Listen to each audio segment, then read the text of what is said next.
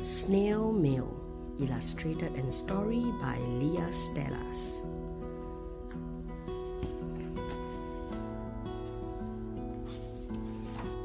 Deep in the garden and under the trees, where the autumn leaves dance with the swirl of the breeze, in a strange little town where the houses are round, the roads are all silver, and where can be found a very old postman with his cap and his shell, for Pete is a snail with a story to tell.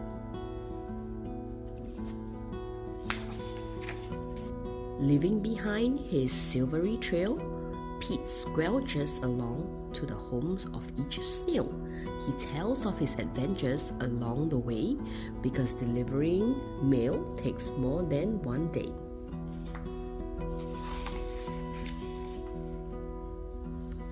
"But Pete," said Roger as he stares at his letter, "this is too late. Will it ever get better?" "I'm getting old," says Pete with some fire. "Just 5 more letters and then I'll retire." The little snail laughed. "I could do better. In a lifetime, we should get more than 1 letter. Give me your mail and I'll finish your run, get home for dinner and still have some fun." Roger the young snail thinks he could do better.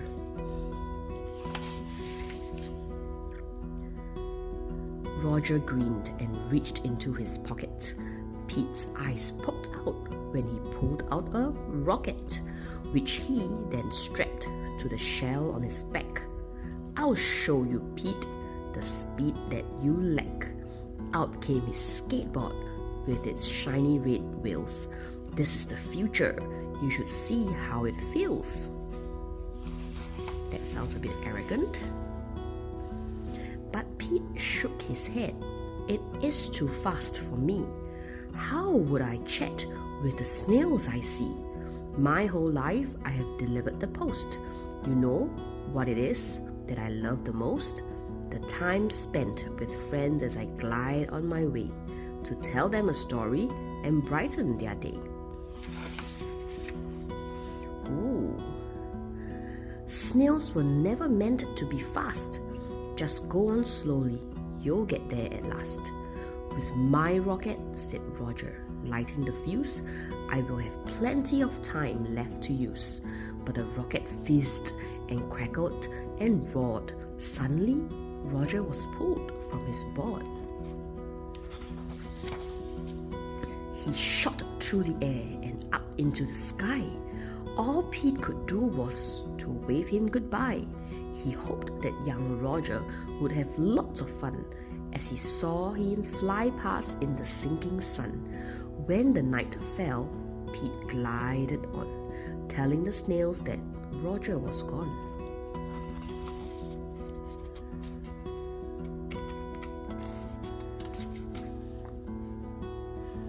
They were sad, but agreed with what Pete had to say. Some things are just best when they're done the old way. With the mail delivered and old Pete retired as the snail's best postman, who was much admired.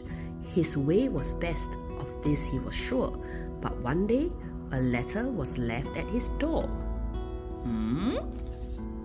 He's wearing little glasses. "Dear Pete, this is Roger. I'm having a treat. I've been seeing the world and still fast on my feet. I'm famous now, the world's fastest snail, admired by all as I blaze a new trail. I party with stars and have lunch with the queen. Oh, Roger," she says, "where have you been?" Oops. The end.